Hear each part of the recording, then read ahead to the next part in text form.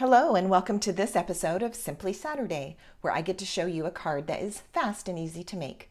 My name is Julie and this is Stamp with Julie Baum. The card that I'm going to show you today was actually one of the projects that was featured at my open house event last Saturday, October 1st, which was World Card Making Day. We had a lot of fun, and if you are local to where I live and you came to that event, then perhaps you even took a few minutes and sat down and made this card. So let's make it together today. We're starting with a piece of polished pink cardstock measuring 8.5 by 5.5, and it is scored down the center at 4 1/4. That piece is just going to get folded and reinforced with a bone folder. Then we have a piece of basic white cardstock. This piece measures 5 1/4 by 2 3/4. Then I have a piece of designer series paper. This piece measures 1.5 by 5 1/4. And this piece is from the Gingham Cottage package of 12 by 12 designer series papers, which by the way has multiple colors in it, not just the black and white. And for most of the papers, it has a smaller checkered or plaid print on one side and a larger print on the other side. Very versatile paper. That package of paper is available in the July to December mini catalog 2022.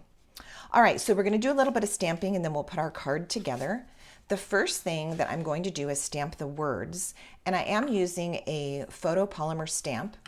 The stamp set is called Color and Contour, and we're not even using any dies that coordinate with the stamp set, just the stamps. So I'm picking up ink on my Memento black ink pad, and before I stamp it, I want to bring in my little Stampin' Pierce mat. The reason for that is that I'm using photopolymer stamps.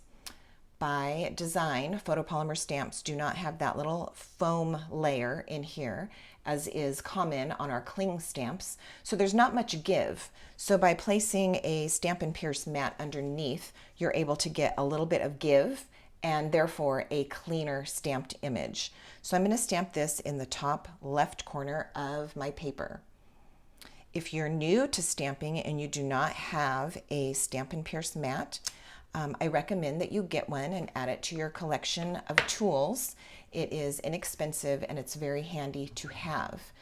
If you don't have one and are not buying one, you can substitute by using a couple pieces of thick cardboard stacked on top of each other. That can give your image a little bit of give as well. But as I said, the Stampin' Pierce mat is a great way to go. Now I'm going to take the little flowers on the stem, and again with black ink, I'm going to add this to my piece of white cardstock, and I'm stamping it quite near to the bottom of the piece. And again, with my Stampin' Pierce mat, it's giving me a little bit of give, and it's going to give me a nice crisp image. Now, one of my favorite things to do is to introduce brand new people to stamping. And this weekend was no exception. I had some guests that have never stamped before, so it was quite fun to see them put together this card and get to be amazed at themselves of how the artwork with the tools and just very little effort allows them to be super successful and feel quite creative with their projects. So on this one, this is kind of like a two-step stamp set, because I have my outline here and I'm going to now drop the centers of these flowers in our polished pink ink. It's a little bit abstract, so I'm not expecting any of the images, the flowers, to line up perfectly. We just kind of want them in the vicinity. We do have some stamp sets where you kind of want to work hard to get the images to line up, but this is not one of them. All right, there's our little bit of pink. Then I'm going to add some green. The first thing I'll do is take my Granny Apple Green Stampin' Blends. I'm going to use the lighter of the two colors and Again, with a rather abstract flair, just kind of add some green in to this leaf shape and this one. If you want to, I think I'll do it on this one, but you don't have to. You can even add a little green to the stem, like so. All right, now we're going to continue adding a pop of green color, and I'm going to put some little speckles or splatters using Granny Apple Green. I know that I'm going to end up stamping off the edge of this paper, so I'm just going to tuck a scrap piece. I have lots of scraps of copy paper just always at my desk for this purpose. And this way it'll allow me to stamp right on the edge of my white cardstock, but those extra spots are just going to get caught on that scratch paper.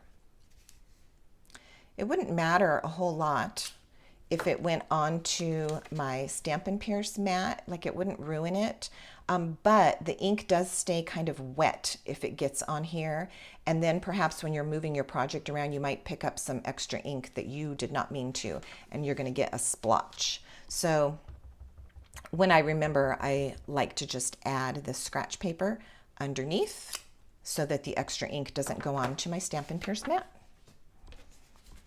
Okay, so there's our stamped piece. Now we're going to put our card together.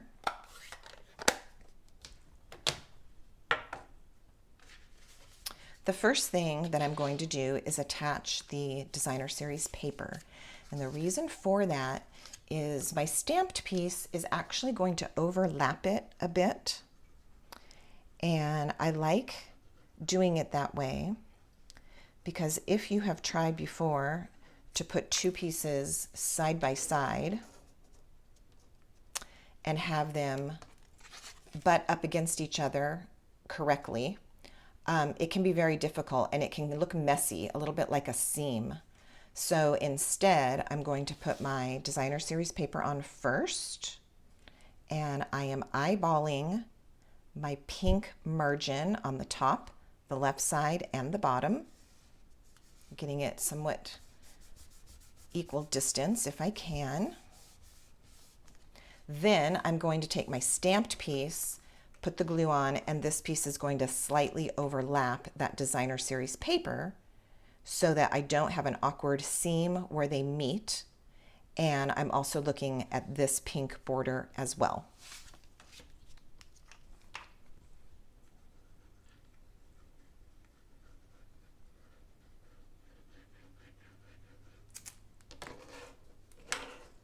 Once we have this in place, we're just going to use a little piece of ribbon as an embellishment.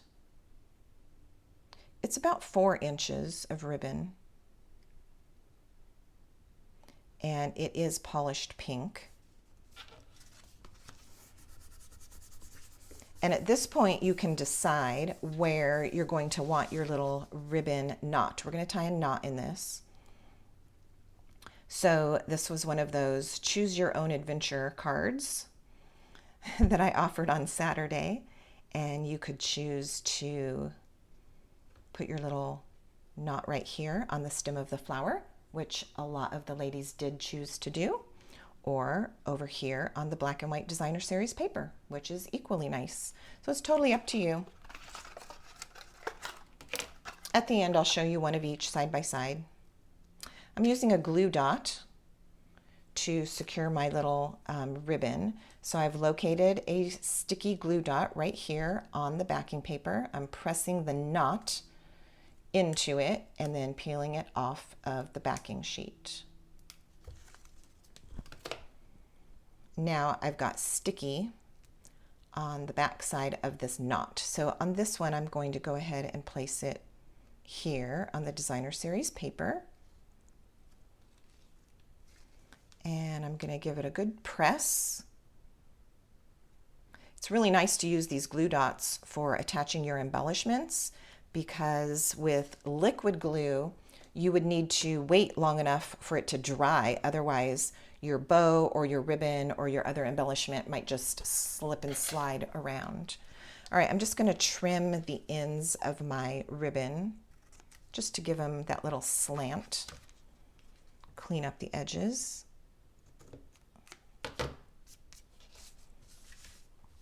And there you have it. Now, you could certainly add a white panel on the inside if you prefer that look. Most of the time I do, but on this card, I kind of liked that it's polished pink on the inside. And for a simple card, we just left it as is.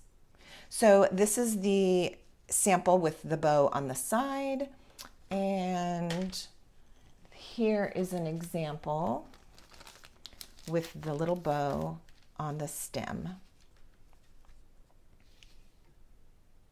Now, as always, I will put a lot of information for you in the description below this video. To open up that description box, you just need to click on the word more and it will open up and you'll find all kinds of information there, including the measurements of our pieces today, my website and how to go there and place an online order for your products. And also you'll find a link to a shopping list that makes it super easy for you to click the products that we use today, add them to your cart, and it makes for an easy shopping experience. I look forward to stamping with you again next time. In the meantime, happy stamping to you and have a great day.